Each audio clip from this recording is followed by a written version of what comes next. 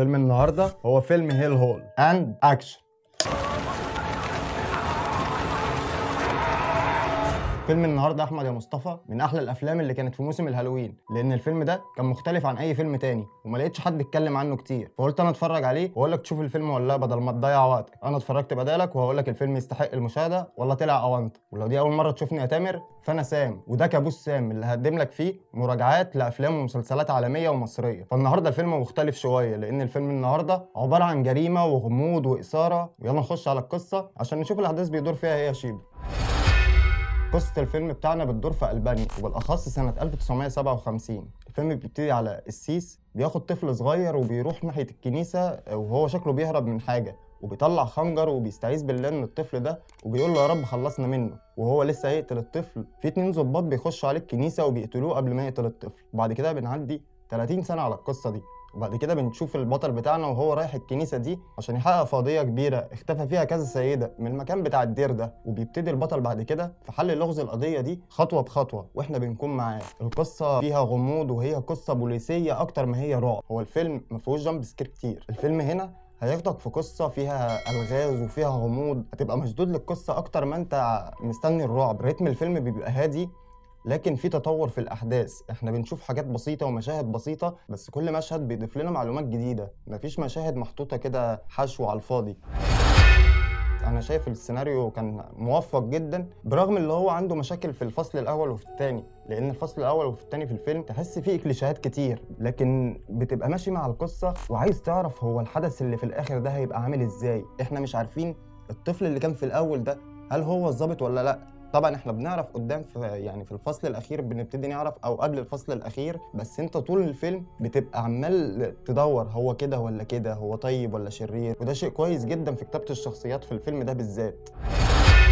الصورة بتاعت الفيلم كمان موفقة جدا في اختيارها للألوان والمود بتاع الإضاءة وتلوين الفيلم. الكادرات بتاعت الفيلم فعلا تعيشك في مود كئيب ومخيف وضلمة طول الوقت، وفي اللون الأزرق، واللون الأزرق بيدل على الخوف. فلما تبقى الفيلم كله في نفس المود ده كده تحس ان انت عايش معاهم في نفس المكان، وفي جو من الغموض والريبة موجود في الدير ده. الدير ده بيدور فيه حاجات مش طبيعية. الفيلم كمان التصوير واخد طول الوقت نظام اللو لايت، هو بيلعب لك بالشمع والشبابيك، الإضاءة الطبيعية على قد ما يقدر.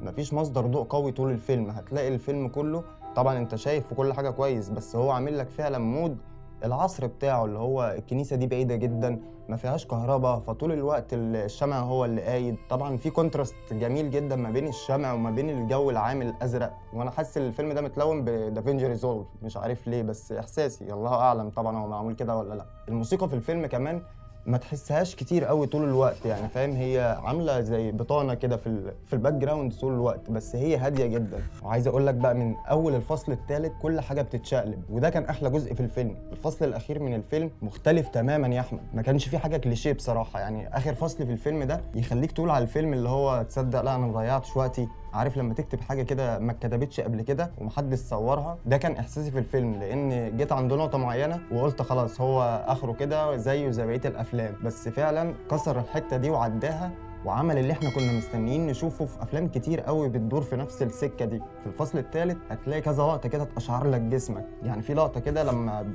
بتوصل للاواخر قوي بيبقى في مجموعه كده بتطير في السماء. اللقطه دي انا اشعرت فيها بصراحه، لان محدش كان عملها قبل كده بالاسلوب ده، والتحدي ده ما كانش موجود. لما تتفرج على الفيلم هتعرف اللي انا بتكلم فيه بالظبط.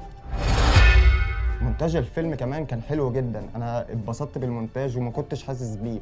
وانا زي ما بقول لك قبل كده في الحلقه اللي فاتت ان المونتاج طول ما انت مش حاسس بيه يبقى هو كويس، يبقى معمول حلو قوي. طول ما انت مش متضايق من القطع اللي بيحصل، مش متضايق من نقله الكاميرات الكتير، مش حاسس ان انت تايه من اللقطات ابص هنا ولا ابص هنا ولا ابص هنا، الكلام ده يعرفك ان الفيلم اللي انت بتشوفه المونتاج بتاعه حلو. الشخصيات اللي في الفيلم مكتوبه كلها ما بين البنين، اللي هو مش ابيض ومش اسود، هو ولا طيب ولا شرير، ما تبقاش عارف تحدد. انت شويه تحس اللي هو لا الراجل ده شرير، وبعد كده تحس لا شكله طيب. الشخصيات اللي مكتوبه في الفيلم كلها من النوع ده. حتى البطل بتاعنا ما تبقاش عارف هو فعلا كويس ولا شرير. انا عايز اعرف طول الفيلم، عايز اعرف الشخصيات دي اخرها ايه. فدي كمان من نقط القوه بتاعت الفيلم. فلو بتحب الافلام اللي فيها قصه بوليسيه وفيها الغاز وفيها تويستات كتير لازم تتفرج على فيلم هيل هول. انا عن نفسي يا محمد قيمت الفيلم ده ب7 من 10.